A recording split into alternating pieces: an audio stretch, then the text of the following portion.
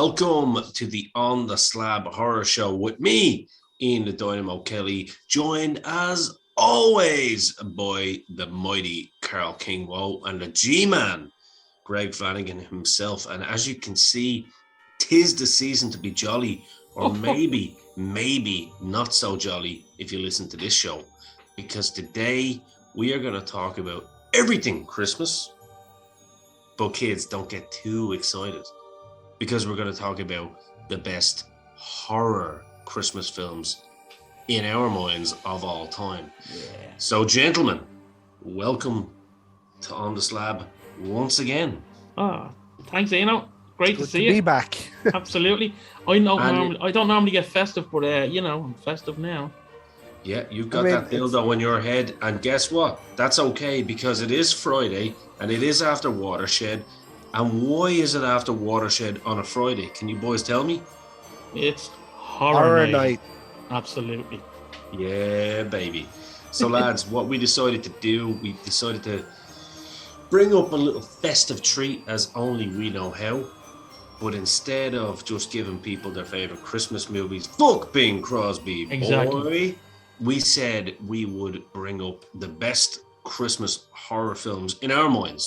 Yeah. What we see as possibly the best 5, and we'll have a little bit of a chat about them. So I suppose it would only be apropos for me to throw a little bit of a curveball to what I said before we recorded, and throw it to you, Carl. Oh. You're up first. What happens? Does he hit a home run here now? Oh, okay. This is the question.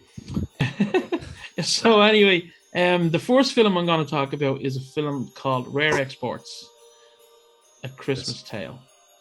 And that was made in 2010. It's a Finnish film. And I believe you boys haven't seen it, have you? No. I haven't even heard of it. But it is on the list. There's one for you to check out. No. So, like I was saying, yeah, it's a small film. There was a short film before it called Rare Exports Inc. And the guy who did it was, he wrote it and directed it is Jalmani Hedniak. It's a weird Finnish name. But he basically, it's set in this really remote town in Finland. And these guys have this, they have this kind of business where they cut trees, like Christmas trees and that kind of stuff. But reindeers as well. All their reindeers are getting killed, and they don't know what the fuck is going on. So they leave out a trap. Again, I'm skimming over a lot of the story just to give you an idea what the story. Definitely a wolf involved in this, isn't there? Well, you'd think that, wouldn't you? But I'm going to tell you now. He is a big fan of Dog Soldiers. He always says it's the best. So loves the wolf. It's the howling that's the best. Anyway, they set this trap out, and much to their surprise, they don't catch a wolf. They don't catch anything mad like that. They catch an old man, a naked old man with a big long beard, and so they initially think that this is Santa Claus. Did she kick you out again, Carl? Ew. What are you saying that? You said she caught an old naked man with a beard. Oh, did she kick you out again? This lad is skinny, so it'd be a big fucking That's difference. 10 out of 10 to Greg there, to be fair. That was... Don't worry, Greg. Your ass is on the line. Don't worry, Greg. That was on my mind as well. So anyway, there's an American crowd trying to kind of mine for stuff, and they think that they're going to find Santa Claus here as well. Like, it's a mad film. But anyway, so these Finnish lads, they tell the Americans that they have Santa Claus, the real Santa Claus, and they try and flog him off to the lads. And it turns out anyway that he's actually an elf. So he's not Santa Claus, he's a fucking elf. And what they're trying to do is free up what's like a fucking Krampus type monster, right? Oh, it's a big, huge Krampus type monster, and all hell breaks loose. And it's like it doesn't feel like a Christmas film, but it is a Christmas film. Do you know what I mean? I mean, if it's set at Christmas and it's predominantly due to if the events are predominantly due to because of Christmas, it's a Christmas film. Yeah, it's a great film. It's what I would call a hidden gem. It's not overly amazing, but it's a good film to watch. And once you've seen it, you're like, oh, that's okay. You know, I'll give it a watch tomorrow. So I think you should have it. Check it out. Like, I can't. Again, there's not much more to say about it without giving away too much of the film. Which Yeah, It's no, on no. my list tomorrow. Yeah. yeah. I'll So watch it tomorrow. That's Rare Exports, a Christmas story, a Christmas tale. So who's next, Ian? You are. Well, of course, you are the correct. G-Man is. The G-Man is. See, they didn't like me after my jib, so I only got one movie to do today. There's like we've gone through the list, and there's a good few movies. It was hard to pick from. There's not a whole lot of great horror movies at Christmas. But we went back to 1974 and went for Black Christmas. Yeah. This was, I think, might have been the first slasher Christmas movie. Yeah. If I'm not mistaken. It is. Directed by Bob Clark. Starred John Saxon and Olivia Hussey, who obviously went on to be in the It miniseries and about 400 other horror films. John Saxon needs no introduction, really. No way. No. In terms of horror or action, he's a phenomenal actor. But if you don't know who he is, he went on to be in Nightmare on Elm Street, Enter the Dragon, and things like that. Yeah. Very diverse actor. I'm a fan. Yeah. And I first saw him in Enter the Dragon as well, so I was glad you me brought too. it up. Did you ever think? I know it's a horror show. I'm just going to jump off topic, but Once Upon a Time in Hollywood is kind of like his life. Apart from like Leonardo DiCaprio's actors that get down on your luck actor goes off and does movies in Italy and whatnot, and then comes back and is huge again. Yeah. I chose not to watch that heap of shite after he tarnished the great Bruce Lee's name. So I've made a pact with myself never to Very good movie though. Tarantino the time of day ever again. Fair enough. Yeah. Fair enough. But we go back to Black Christmas there. It's set around a college sorority who aren't gone home for Christmas. I'm not sure why. But basically there's a guy living in the attic and killing Which them. is fucking terrifying. Yes. I'd say that happens a lot more than you think as well. Oh, well, I check my attic out pretty regularly. It's all right. Yeah. You don't live in an all-female sorority. Unfortunately. I played the fifth. Right. Let's hope Rachel's not watching this one. Shout out to Rachel. I said I played the fifth. But yeah, so basically they're there. One of them goes missing, and then they start looking, and shit hits the fan, basically. And then there's mini backstories. But if you haven't seen it, like there are 3 versions of this. So be very careful which one you do watch. Don't watch It's the 1974 one that you want. Yeah, exactly. Yeah. Now the 2019 one is apparently atrocious. I was only saying I watched it. bad is it? Yeah. Yeah. It's like no slab of meat. Yeah. I was only saying to the lads there just before we came on here that I originally seen the 2006 one before I'd seen the original one. Yeah. And I thought it was all right. That was decent. That was you would still get one. Do you know what I mean? But like it's just a cheap slasher movie, really. One is just. And then I went back when it became easier available to watch stuff from the past. I went back and watched the original one, and it's just head and shoulders above the rest of them. The savage. The kills in that one are great.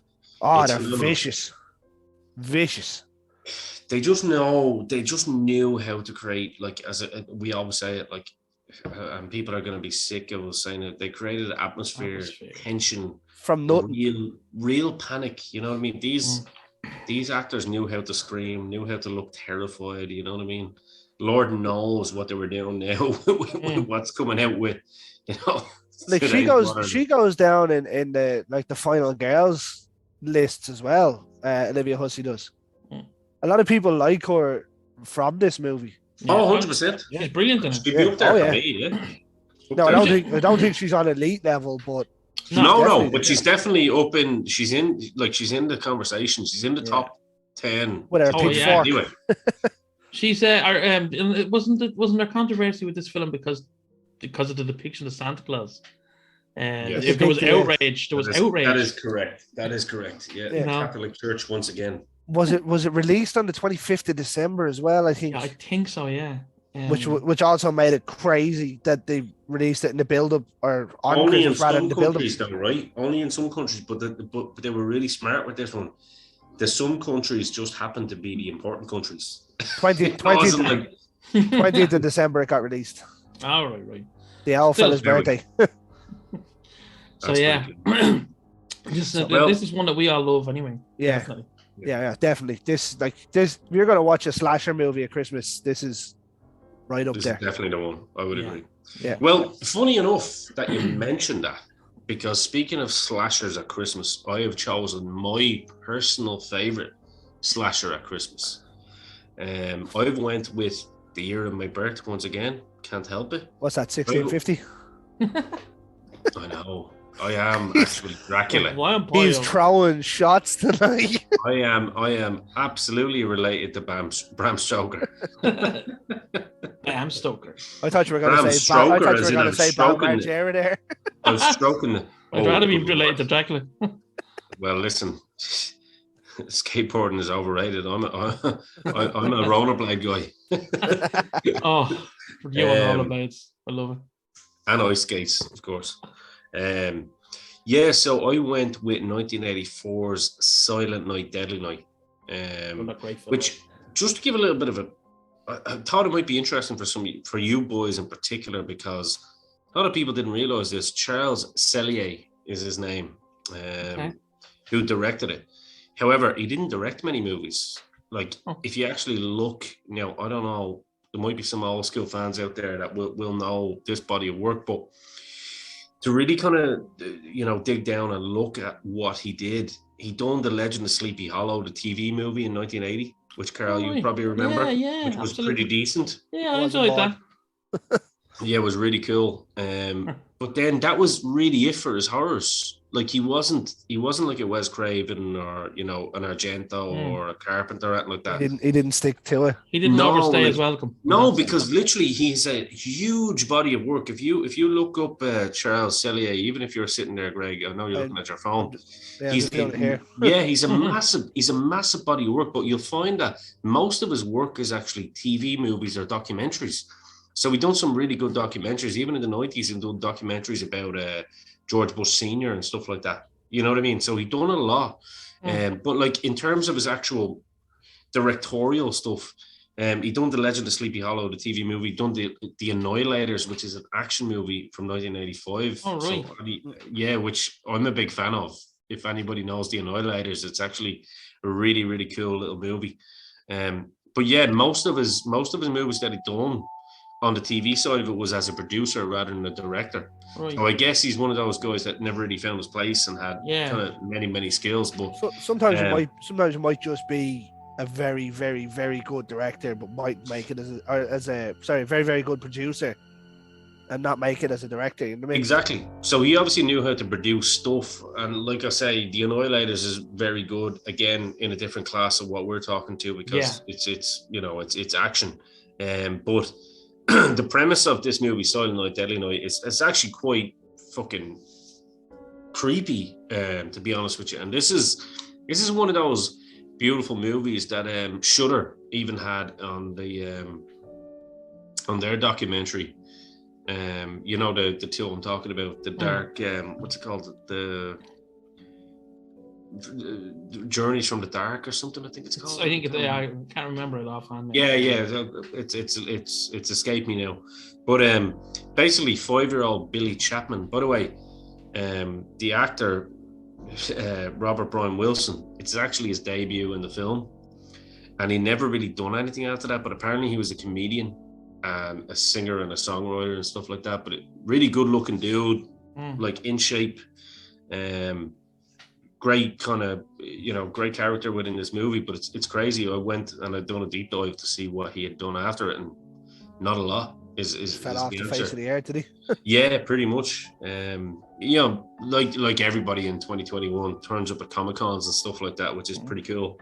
Yeah. But to give the premise of the film, so Billy Chapman, 5-year-old, he sees his parents killed by a hitchhiker, Santa. So at the start of the movie, it's the usual parents traveling along country, pretty much like all of these movies, right? They're always traveling somewhere. Pretty much. And That's they're it. going to see Granda, and Granda lives in a mental asylum and hasn't talked in, 20 years.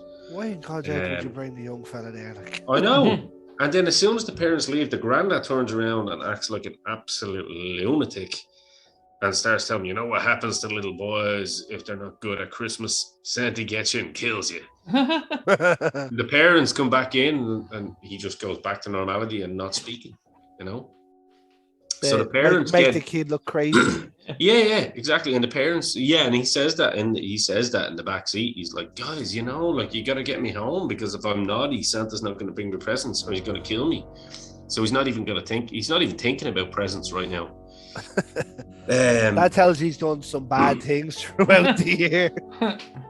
But he definitely didn't. The poor kid, and he's a real cute kid. He gets basically, you'll see a little scene that's very important within the film. There's a drunk lad acting as Santa, but he's not a drunk lad. He's actually a fucking piece of shit, dressed in a Santa outfit and holds up a liquor store, shoots the guy dead, only gets like 30 quid, I think, out of it.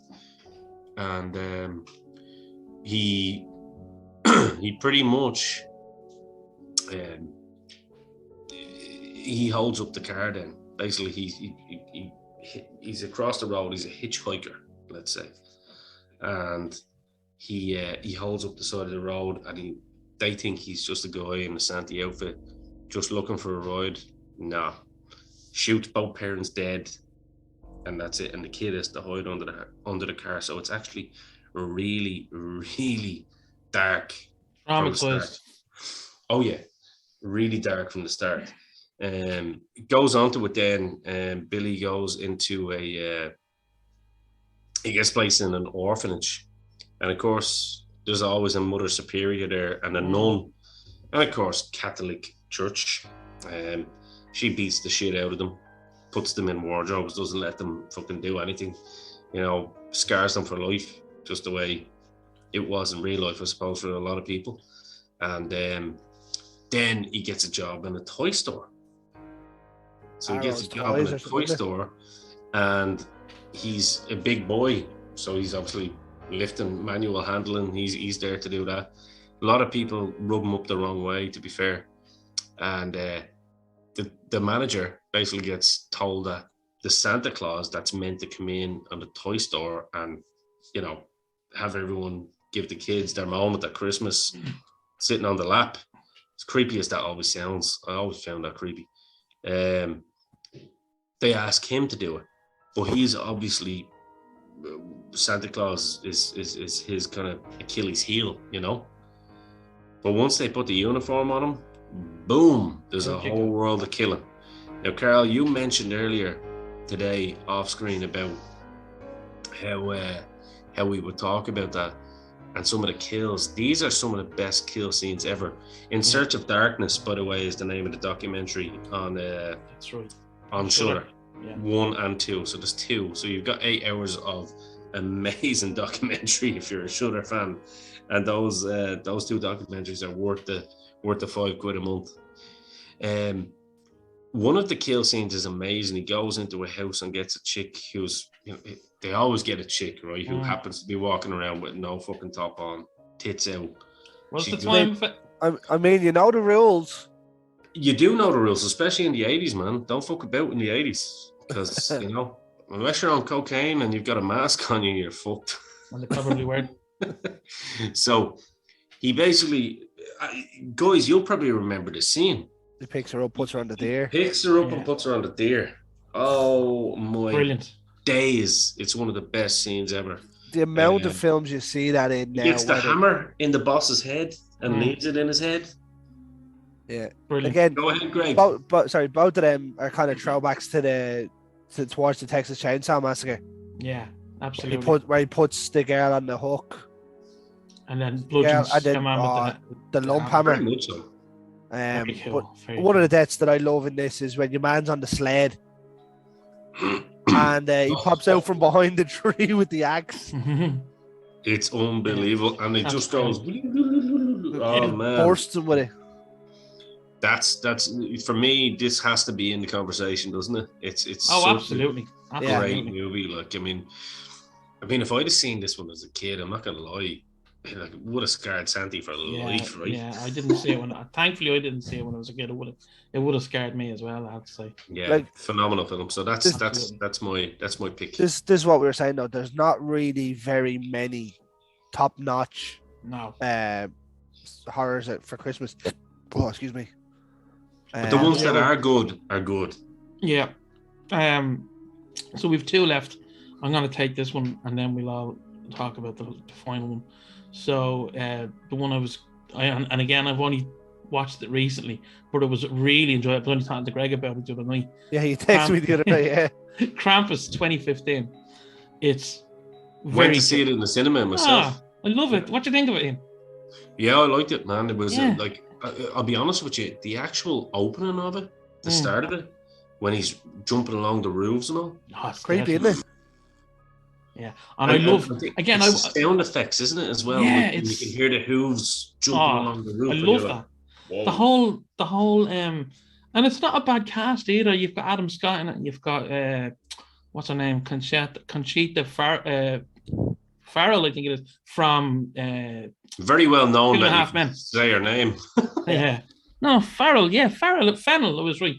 It's Bertha from Bertha from 2.5 Men. Thanks, Greg. Farrell. And but like you tell her that, and I'd say she'll kill you. Fucking partly you, yeah. She's doing nothing to me. She get the fucking head slapped off her. But like this again, they're traveling to one of the sisters' houses for Christmas, and the crowd that are coming up to the house, they're all arseholes. Like every single one of them are arseholes. Every one of them, yeah. Oh, and you're saying, yeah, these are gonna get it. And they basically, and you want them to, you want them to, but the little young fella in it writes a letter to Santi, and the other kids start slagging him over it. So he rips it up, throws it away, tells them all that he hates them and all this kind of stuff. And that, of course, brings Krampus to town. The big boy comes knocking. Oh, it's fucking killed. So then the daughter goes out to try and find to see the boyfriend for Christmas, and she basically gets lost because the weather's too thick. The snow is too thick. So it's a good 3 feet deep or something. Yeah, it's mad. Like, so anyway, she like as I was, she sees this big shadow on the roofs, the rooftops, and it's Krampus with a sack on his back. Oh, it's brilliant. And I like you hear, as you said, the hoofs and he's howling like a wolf, which is I thought was a cool little. He's basically the Beast from Beauty and the Beast, isn't he? Pretty much. Kind of, yeah. Yeah. Yeah. But he's that kind of character. Yeah, he's so big but I love the way he, like you say, he moves along the roofs, and he basically catches your woman anyway, eventually, and then he tries to go back to the house, but the grandmother, who's German, knows all about Krampus. Them poxy Germans. Yeah. And she just says, ruining the world. keep the fire going, basically. He can't come down, yeah. Yeah, and that's how they want to try and keep Krampus away. But anyway, again, there's kind of comedy moments in it as well. It was touted as a comedy horror. I don't really see it as a comedy, really, per se. No, not really. No. Some of the things in it are hilarious, like the gingerbread men, and the little angel doll type thing. Yeah, they come to life. Yeah, some of that kind of stuff was funny. But what really got me with this film was the design of Krampus and how he moves, and like he basically has an old man's head, well, skin over its own head. Basically, what that is, like, it's meant like Santa. And then one of the things that is terrifying is obviously you see the kids in bed and they hear the boom, boom, boom. And you're like, holy shit, Santa's not really meant to fucking break your shit, like, is he? And then when he gonna fuck you up when he pulls that kid up the fucking chimney, is cool as well. Oh man, you know what I mean? So it's I was so happy to see that little shithead getting his. I really was. You got yours. Yeah. But again, look, as I say, this is only fresh to me. So, I only saw it recently, so it was great to see. Yeah, I'd seen it, and I remember it. Like, so it's really cool, enjoyable film. I'm gonna watch it again with Kerry before before Christmas. Yeah, I'm actually gonna watch it. I think over the weekend too. I think It's on Netflix anyway. On Netflix. I just like, and look, I've always been interested in the whole Krampus kind of fairy tale. Yeah, It's a Brothers Grimm story, I think, isn't it? it is. Yeah. Or if it's not, it's definitely along those lines. Anyway, I think it is though. I think it is. I suppose you could call him the anti-Santa. You know. He's the good one for us. Yeah, pretty much. He's going to give us this one, yeah. But again, I'm very sure when we talks about these films tonight. Very good film, very enjoyable. The creature was designed by Weta Workshop, who very good with their creations and that kind of stuff. So yeah, I really enjoyed that film, I have to say. So I remember I only said to you, I said I didn't really like it. But when you text me, then I was like, I'll go back and rewatch it. So yeah, you should. It's far more enjoyable now than it was when I first watched it. It's a nice rewatch. It's a nice rewatch. Yeah. Definitely. So there you go. There's Krampus. So we have talked about 4 Christmas horror movies. I think it's about time and apropos that we finally nail down the number one. And I mean, this is the number one. Yeah, for all of us. Without a shadow of a doubt. I mean, it's a part of our childhood. It's a movie that could have been a lot darker than it was, which we will get into. But it is, ladies and gentlemen, without a shadow of a doubt, Gremlins. Oh, what a film. What a movie. 10 out of 10. 5 slabs of meat before we even say it at the end. Absolutely. This is, I mean, just to give an example, I always wanted a Gizmo. Even though I knew he wasn't real, I was like, I want a Gizmo. Yeah. I had a Gizmo Teddy. Well, guess what? The first thing on my birthday when Rachel first met me was on my desk in work. She left me a Gizmo. That's cool. Yeah, and I still have him there, and he's still in his box. He still sings to me if I ask him to. You know, I think most people have seen Gremlins. I think we should talk about memories that we have of it. Well, let's talk about one of the things that really kind of makes me feel comfortable about watching this particular movie, about, you know, especially at Christmas and stuff like that, is the dad. I think the dad is such a great character in this movie, because he's cool, isn't he? He's obviously trying to find, and this is his exact words, where he's trying to find a present for his kid. And of course he goes down, you know, to Chinatown. And legit, he goes down to Chinatown and goes down a little, so you know, down a little. Where you gotta find the dodgy shit? Down the side. Yeah, exactly. Down the side in Chinatown, and he goes in and he finds all this weird shit, and he hears this beautiful sound from this Mogwai. Yeah. I mean, even when I try to teach myself to whistle, I'm always like, you know, and it's crazy. Like, that's why I always call my little baby, as you have seen her there. We always call her Gizmo, even though her name isn't Gizmo, because she's the same colors. You know what I mean? It is now. And definitely mental. Do not feed after midnight. Do not get wet. No, I mean, but obviously, give a bit of a premise, Greg. In fairness, we can do, like, I mean, that is really important to how the story goes, isn't it? That, like, and like, the dad is such a strong character within the movie, without them probably even meaning him to be. Yeah, he's just so solid in his delivery, and you know that this guy is definitely. He's almost like, I dare say, he's almost like a Doc Brown, isn't he? You know, he's got these inventions and stuff that aren't working out, and you know, he's constantly trying to you know, to make it, you know, in the world of just never quite makes it. Yeah, and he brings home he brings home Mogwai for his kid, and no, I mean, he gives the kid the rules. Like, he gives the kid the rules. He does. He's a good dad. You know what I mean? Like, this movie is made pretty much. By the way, Greg, what are the rules? Don't get them wet. Don't feed them after midnight. You'll be fine. And no bright light. But the bright light's fine. That doesn't cause them to multiply.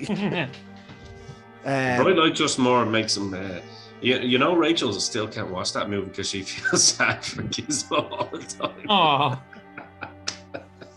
Take her to the cinema to see it. Take her to the outdoor cinema. Get her to drive to the outdoor cinema. Tell her It'll to go happen. see Top Gun or something and go see Gremlins. I always remember when I was a kid watching that, when I watched it in my grandparents on Christmas. And when it was, like, say the film was on, right, then it was over. And I'd be bursting for a piss, and I'd be terrified up to Jack's, in case there was a gremlin up there. You know? Spike, Stripe, Yeah. Spider, depends which one. I'd run up the bleeding stairs, piss all over the place, and fucking just leg it back down. God, did you piss on the floor? No. No. I suppose, considering my hairdo as well, I probably am Stripe at the moment. It's I have the opposite. I found these things actually quite, I don't know, even as a kid, and like I did get scared as a kid, like when I watched, you know, What Happened to Baby Jane and movies like that. The proper psychological stuff really fucking scared me. But these things, I was like, these look like fun. You know, there's part of me happy that this came out when it did, because if this came out now, obviously the Gremlins would blow up and be everywhere, like the Minions were. Like, I know Gizmo is still around, but it'd be forced down everyone's throat far too much than it needed to be. Yeah, absolutely. And you'd have about 200 fucking sequels. Yeah. This was one that was perfect. This was one that was perfect, wasn't it? Because there was only 2 movies. Yeah. You know what I mean? It didn't even really need the second one. But the second one was good in its own way as well. I did like the second one. The second one was, and look, we get a Hulk Hogan cameo in it as well, like, which is pretty awesome. Sitting in the cinema eating popcorn. That's good. Quiet down out there. Listen, brothers. The voiceovers from the Gremlins putting it back on. Yeah, no, this is what, like, it was such. I mean, I watched the making of Gremlins, and I really wish I didn't. I'm one of these motherfuckers that needs to fucking know how things work, and like then when I find out, I'm like, I don't really want to know that. Why did I do that to myself? Yeah, like I just want to know. But even at that, it still doesn't ruin it for me. Like, they literally rented a whole bar out. That whole bar scene. They rented a whole bar out for like 4 days, and they were saying the smell within the bar was just disgusting. And they were trying to like make the whole scene work, and it was just, man, I thought it was without a shadow, it's one of the greatest movies ever for me. It is personally. It's not just as a Christmas movie, but it is. But one of the warm things, and this is what I want people to. This is kind of the energy I want to send to people that are at home watching this. Like, when you watch that and you see the start of it, it's a loving family. He comes in, he's got the tree is up, you know what I mean? Like, I mean, even the main guy in the movie, he's, you know what I mean? You like him, you know what I mean? Yeah. You like him in it, and it's, and like Gizmo is just the star of the show. Like, I mean, the animatronics in this, which, to be honest, flawless. They are phenomenal. Yeah, this is another reason I'm glad it was made when it was and not now, because it had all been CGI now. Yeah, 100%. So I mean, for me, it gets my vote as the greatest Christmas horror movie of all time, because it's no Jack Frost 2, lads. Well, look, that nearly made the list, to be fair. Said nobody ever. No, Gremlins. There was only one winner, really, wasn't there? You know what I do love? There's 2 things I love. Well, I love the whole film, but you know when that Elwyn is going up on the chairlift and it just goes out the window. Out the window. I love that. Or when the Gremlins are doing the Christmas carols outside the door. Oh my god! That is or when they're singing "Hi Ho, Hi Ho," or there's all of them. In the fucking cinema. This movie is pretty much Murphy's Law, isn't it? What can go wrong will go wrong. Yes. Yeah. But like, you nearly forget how dark it is when she tells the story of her dad being in the chimney. Yeah. Oh yeah. Like, I forgot about that for years. Like, this movie came very, very close. Like, there was a very fine line. If you watch the making of it and you watch like it's In Search of Darkness, that's where, again, I'm giving free plugs to Shudder here. But In Search of Darkness, when you watch that and they talk about how close it came to being, like, if you realize some of the scenes, they showed some of the scenes that were deleted. Oh, wow. This was really, really close to being a PG 18s. It was almost nearly 18s, like. It was getting very dark. You know, like some of the stuff that they had were, you know, Gremlins really hurting people. You know what I mean? Spielberg was a genius, though. To just keep going the inside line, like. Even though he's only producer, kind of like a, you know, he's on this scene. He's not like the full man in charge, but even just his little bit of advice, you know what I mean, to go, I think we could get the kids on board with this one. Yeah, like the thing there, like what I mean by that is like the director's going to direct it and he'll have his way doing it, but the producer will still have a lot of say, being like, well, you're taking this far too close to getting us put into a different age bracket where it's going to rule out a lot of people. Exactly. Because like straight away, you were like, dude, we can get Gizmo toys for Christmas. Yeah. Which obviously happened. You know what I mean? 100%. And, you know, and of course, you know, I was about to say the record company, of course, the studio are going to go, yes, please. All that money. Yeah. All day long. The cutest thing in the world. And you're going to put them in the bracket of 18s. Forget about it. You know what I mean? Not on your life. No. And I mean, it's just a phenomenal movie. Like, and I mean, I can't wait. And I haven't watched it again yet this year. I'm going to watch it until a couple of days beforehand. Like, just if we want to break the fourth wall a little bit, just a little bit, I'll give you a little insight to my 3 movies that I have to watch without a shadow of a doubt at Christmas, right? Actually, there's more than 3. So there's Dumb and Dumber. I love it. Cool. It always has that Christmas feel to it. You know what I mean? I got that. I think it's because going to Aspen. Yeah, you're going to Aspen, and there is Christmas scenes in it. So, when he does the little fart. Yeah. So there's that. There's sorry, what was it? Oh, yeah. Of course, Trains, Planes, and Automobiles. All right. It's, without a shadow of a doubt, has a Christmas feel to it. Great John Candy. Absolutely. And of course, Steve Martin. Then there is Scrooged with my man, the Bill Murray, which is one of my favorite Christmas love that film. Scrooged is my Christmas Eve film without fail, every day of the year. That's why we in our house we've always made sure that it's like one present at Christmas Eve. Pick one. Scrooged. You know what I mean? On the telly. Yeah. And then finally, of course, it's always going to be Home Alone as well, isn't it? It's Now, always going to be Home Alone. I'm going to stop you there. Where's Die Hard in that list? Not a Christmas film. Die Hard is a Christmas film. That's the day before Christmas Eve for me. What do you mean it's not a Christmas film? Not a Christmas film. How is it not a Christmas film? The whole premise of the movie doesn't work without it being Christmas. I want a debate here. Go for it. No, I don't. Do you know something? I was never into the Die Hard series. That doesn't mean it's not a Christmas movie. Greg is ready for you, Carl. I know. Well, he's more serious than me with the fucking Christmas jumper on. Do you know what I mean? So. Yeah, I suppose you look pretty normal there. I'm the crazy one. With the big African dick on your head. Oh Christ! Hello. That's that's a debate for a different show. Yeah, absolutely, and we will have that debate. I think. Debate. Look at it bouncing. It's going into his mouth. Okay, lads. I think, in fairness, I'm really happy with that show. I think I'd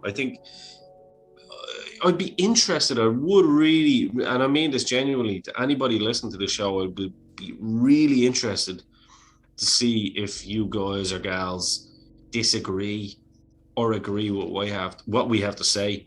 And please, on this one in particular, do give us recommendations on, Christmas horror movies that we may or may not have heard of, because it is a really, really difficult one to kind of pigeonhole. Is that Krampus on your roof? Come here. Come here, Krampus. Yeah, motherfucker knows what he knows. Who leaves cookies out. He's rubbing himself around on my carpet now. So yeah, lads, I'm really happy with that. I think we got a good list. I don't think there'll be a recommendation that could beat any of those 5, unless we've all missed one that's been released. I don't believe there is one. I think Personally. that's a good list. So I mean, for- you've got your first real slasher at Christmas. You've got your Santy killer. You've got the anti-Santy. yeah, And then you've got Gremlins. You know what I mean? that's a great list. Yeah. So That's it. Yeah. So I suppose that leaves me to wrap this up by saying thank you each and every one of you for listening, not just today, but from the get-go, Absolutely. because we are only about 4 months old, and as you hear my dog in the background, I do apologize. She's also in the Christmas spirit. God damn her. If she could walk anywhere other than the carpet, here she comes. Come here. She wants to say goodbye.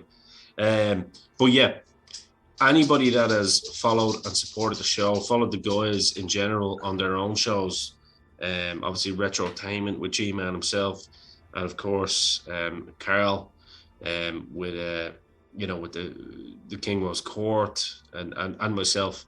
I suppose this is our Christmas show, so it would only be right for us here on the Slab to wish you all a very bloody Merry Christmas. I love think. it. Yes. hopefully Krampus arrives for you. For someone, for your kids or whatever the case may be. Whoever's I hope bold, your kids are safe. whoever's bold in your house. I was gonna say that. But I just want to second what Ian is saying as well. Thanks to everyone for watching, listening to all of our shows across the board. Like he said, it means an awful lot. Even if one person or 100 people listen, it's still someone listening to what we've got to say. And all we want to do is, show our love for whatever we're talking about. And, we do it for fun, So, again, happy Christmas. Have a great time with your family and friends. And keep watching and listening. That's all I'm going to say. 100%. And until the new year, we will be back with a bang in the new year. Trust us on this one. We're going to have some great guests coming up. 100%. We're gonna be fucking ripping your ear holes out of it with audio as well. And in the new year as well, we've talked about it. Our podcast will be available on audio also. Absolutely. So from me, in the Dynamo Kelly, from Carl King Rowe, from the G-Man Greg Flanagan, Merry Christmas and a Happy New Year. And yeah, have a great one, people. Lads. Happy Christmas. Happy Been a Christmas. pleasure.